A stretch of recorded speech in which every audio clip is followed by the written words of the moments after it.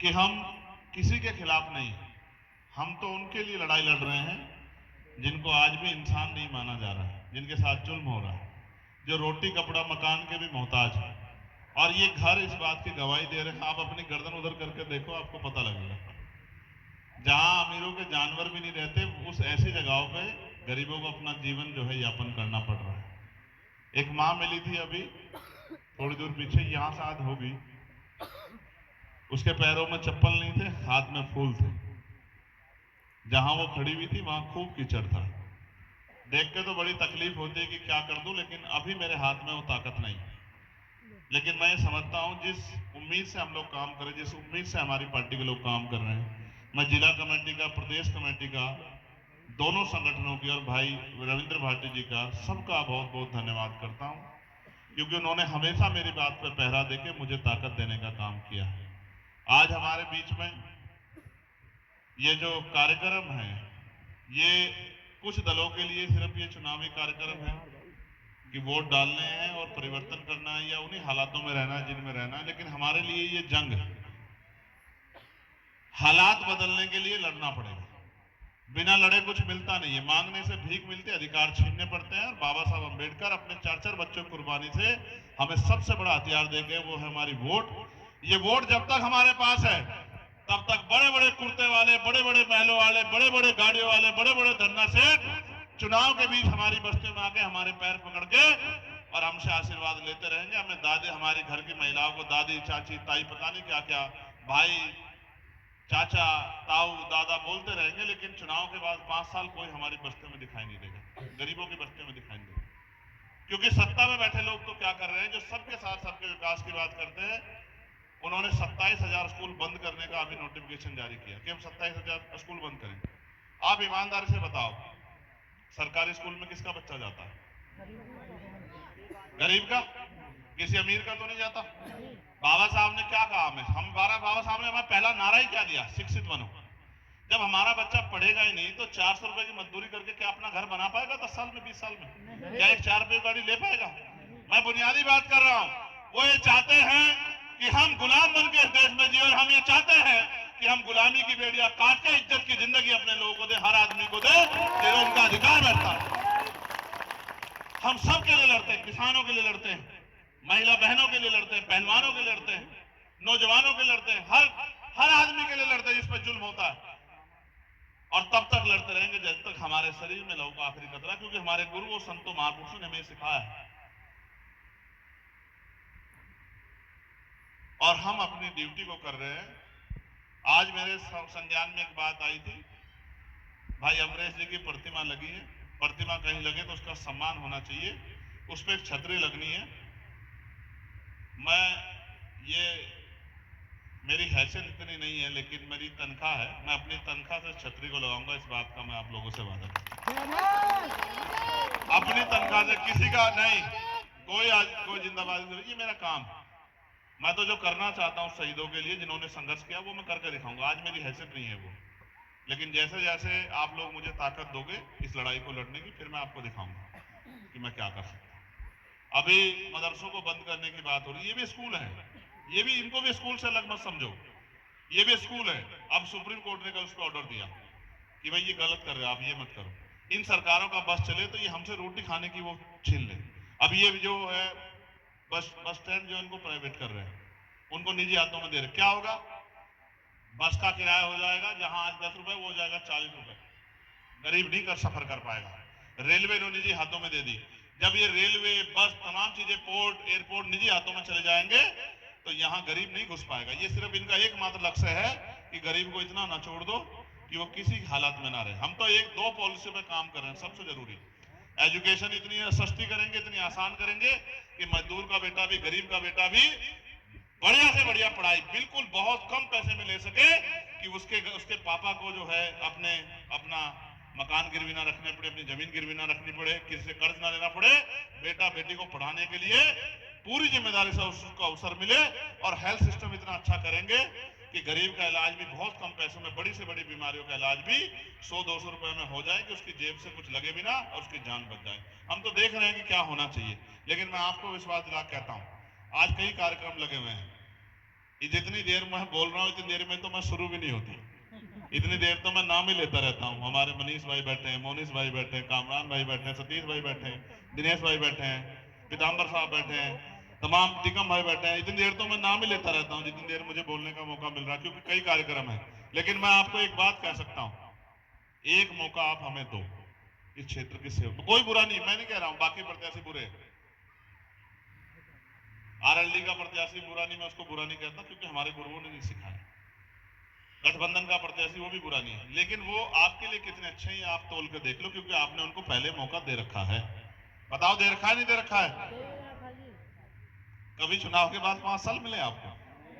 5 साल 5 दिन नायक हफ्ते हैं जो 15 लाख रुपए के आते हाँ, बस समझ जाओ, समझदार हो आप लोग, ठीक है, कोई बुरा नहीं है। लेकिन आपको ये तय करना है कि आपके अपने बच्चों का भविष्य क्या है 5 साल बाद, अपने आने वाले कल में क्या है।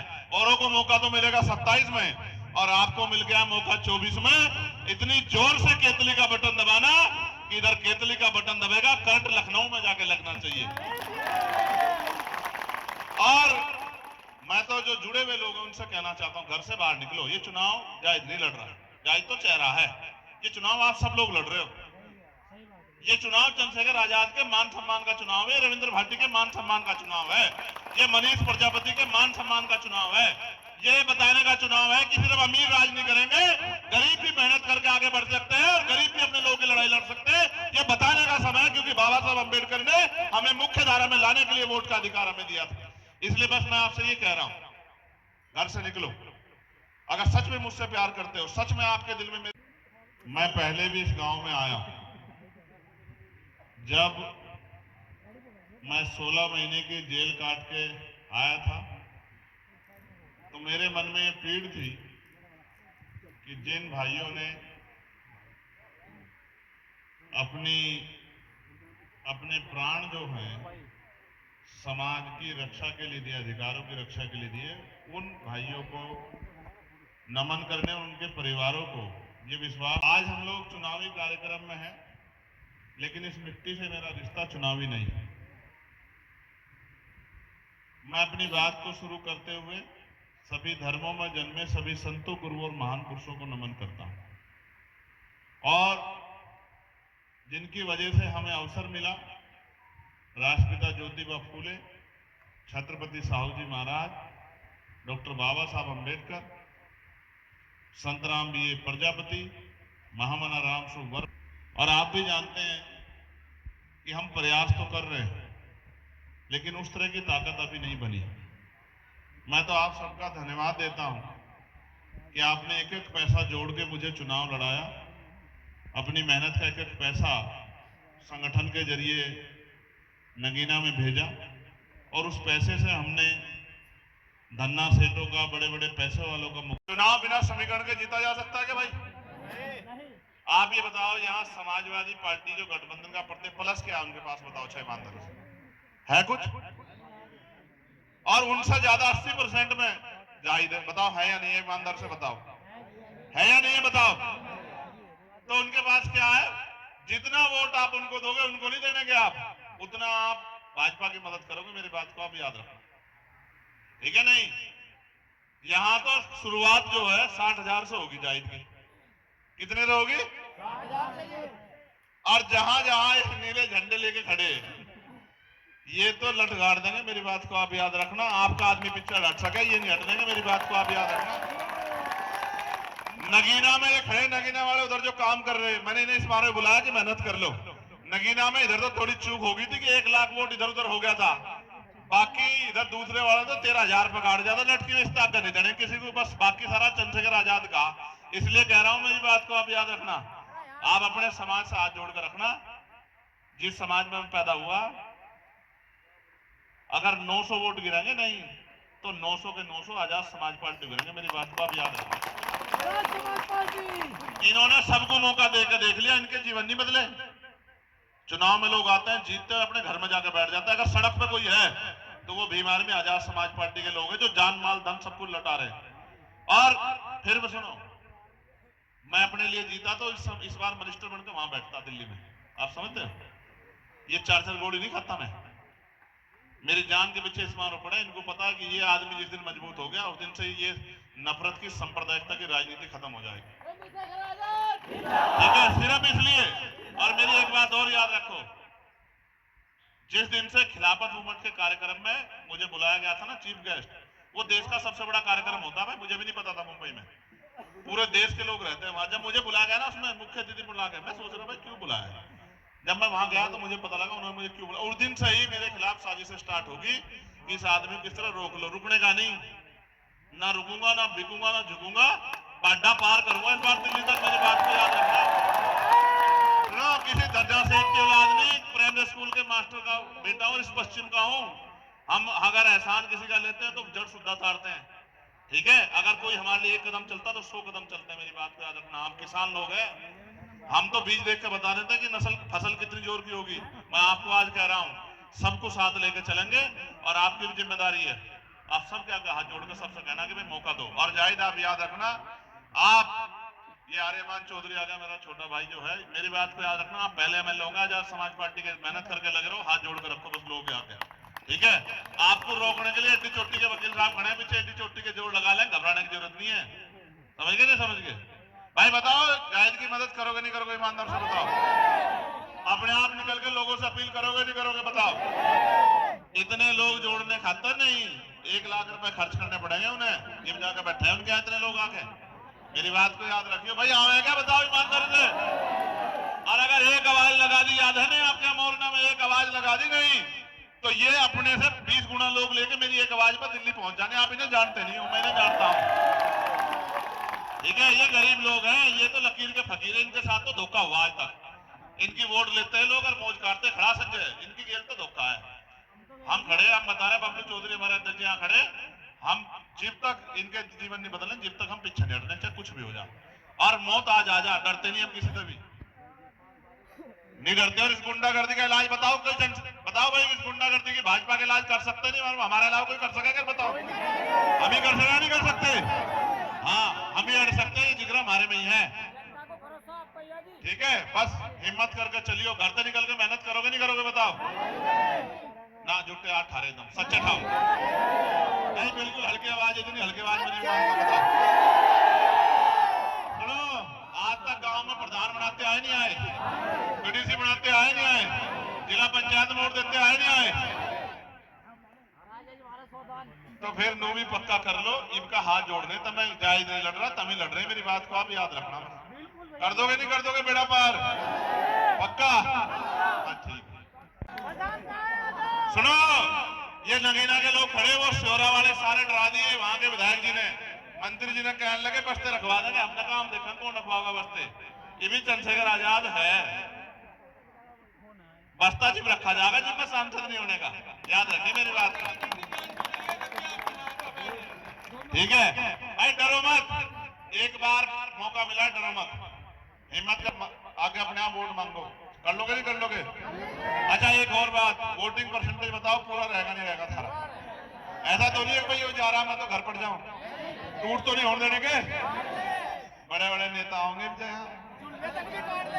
लंबे लंबे कुर्ते वाले, कोई हेलीकॉप्टर वाला होगा, कोई जहाज वाला। पक्का रख लोगे नहीं रख लोगे इलाज? चलो फिर ठीक है, फिर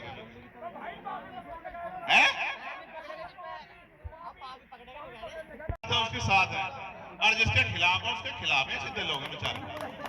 भाई मेरी बात सुनो, एक बहुत मजबूत आदमी आ रहा, कदम आ रहा, जिसके नेतृत्व में हम बिजनौर का नगीना का चुनाव जीतते हैं।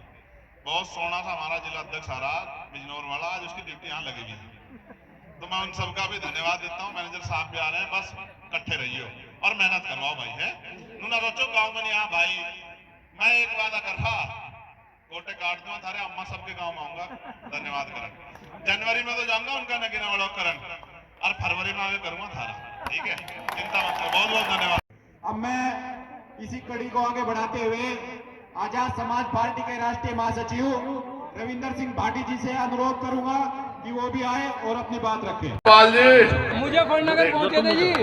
हाँ जी, इस तरह का माइक रख लो अपने वाला। भाई मैं मुजफ्फरनगर आया तो आरएलडी के लोग मिलके रास्ते में वे किसी और के स्वागत खातर खड़े थे, मैं सोचा मेरे खातर खड़े, फिर मैं सोचा भाई ये तो मेरा नहीं कर रहे स्वागत। तो कोई बात नहीं भाई, मीरापुर हम लोग जीत रहे हैं, इसमें कोई बात छिपी भी नहीं है, और हम लोग जीत रहे हैं इसीलिए तारीख बदली गई। आपने कभी नहीं सुना होगा कि नॉमिनेशन होने के बाद इतने दिन चुनाव चलने के बाद फिर तारीख बदली जा।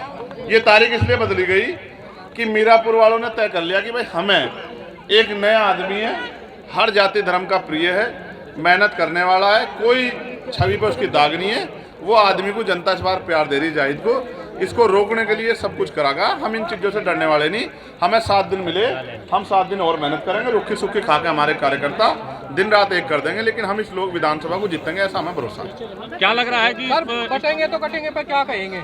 कहाँ बट रहे, कहाँ बट रहे भाई, बट अच्छा सुनो, एक मिनट सुन लो, बांट का तो अब तक राज करा बांटने वालों ने, इब कहाँ बट रहे, इब तो हम इकट्ठे कर रहे लोगों को, ठीक है, सबको इकट्ठे करके साथ लेकर चलेंगे, ठीक है। आप ये बताओ, पत्रकारों पर लठ बज गए, गाजियाबाद में बजा नहीं बजा, बता ईमानदार तो बताओ भाई। और पत्रकार जेल भेज दिए, और मैं फतेहपुर गया था, वहाँ प्रिया मौर्य को जो है उसके साथ जुल्म हुआ, अब तक आरोपी गिरफ्तार नहीं हुए, और वहाँ सीएम कोरी को जो है उसके पैरों के नखून काट दिए, आरोपी गिरफ्तार नहीं हुए, और वहीं जो है पत्रकार थे दिलीप सैनी, उनको घर में घुस कर मार दिया। उनकी पत्नी ने जो बात मुझसे कही है ना भाई, मेरे दिल को लगी वो बात। मैं तो ये सोच रहा था भाई मेरी बात वहाँ तक नहीं जाती होगी, उसने बिटिया ने मुझसे कहा भैया आप ही दिला सको न्याय, मैं आपको देखती हूँ, मुझे न्याय दिलाए, मेरे बच्चे हैं छोटे छोटे। मैं इस मंच से उस बहन को वचन दे रहा हूँ कि उसके सम्मान की भी और उसके बच्चों के अधिकारों की लड़ाई भी हम लोग लड़ेंगे, किसी पत्रकार भाई को भी अकेला नहीं छोड़ने के, किसी वकील भाई को नहीं छोड़ने, किसी किसान भाई को भी छोड़ने के, और मजदूर भाइयों को भी उनका मान सम्मान का वेतन, उनकी तरक्की के रास्ते खोलेंगे। सफाई कर्मचारी नियमित हो इसके लिए मैंने पत्र लिखा, पीआरडी के जवानों की वेतन वृद्धि के लिए, होमगार्ड के जवानों की वेतन वृद्धि के लिए, पुलिस के 8 घंटे की ड्यूटी के लिए, सप्ताह में 1 दिन की छुट्टी के लिए, आशा आंगनबाड़ी भोजन माता बहनों का वेतन वृद्धि के लिए मैंने पत्र लिखा, ग्राम चौकीदार ग्राम रोजगार से सबके लिए मैंने पत्र लिखा। अभी तो मैं पत्र से लिख रहा हूँ कि सरकार इस पर काम कर ले, अगर मेरे में ताकत होती तो ये सबको तनख्वाह जो है ना इनकी 3 गुनी हो जाती जितनी मैं चाह रहा था, क्योंकि इनको भी बराबर वेतन मिलना चाहिए, समान काम समान वेतन, ठीक है भाई। चुनाव के बाद अगली बारी क्या है? 27, हम तो 27 में हमारी निगाह है भाई पूरी, हम नहीं छोड़ देंगे 27 को, हम तो तय करके बैठे हैं। अब हम हमारे लोग और हम किसी के भरोसे नहीं रहेंगे, हम अपनी ताकत बनाएंगे।